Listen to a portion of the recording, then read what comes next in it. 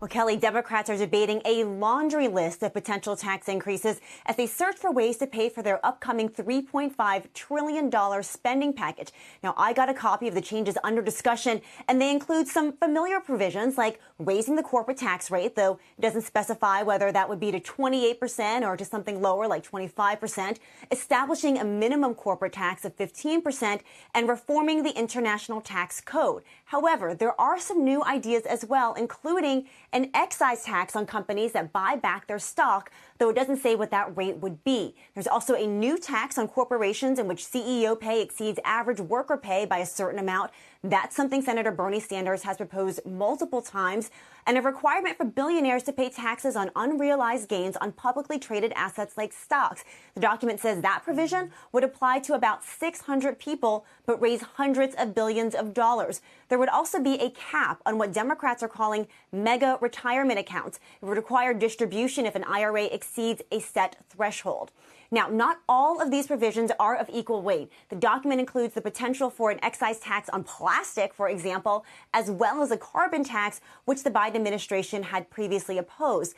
But it is clear that the debate over how to pay for this $3.5 trillion spending package is heating up. Not all of these ideas are going to survive. Some new ones are likely to emerge as well. But Democrats are weighing which dials to turn and how far to turn them as they face that September 15th deadline to finish writing the text of this new bill and deliver on President Biden's economic agenda. Kelly?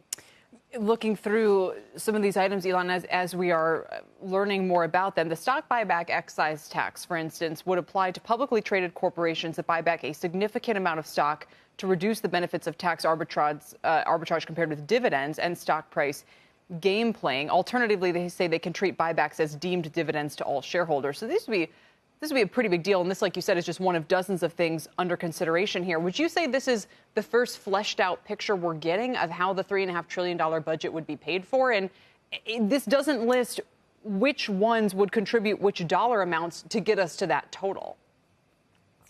Yeah, the dollar figures, the ultimate revenue raised will depend on where those thresholds are set. What is the rate for that excise tax? What is the rate for the corporate tax?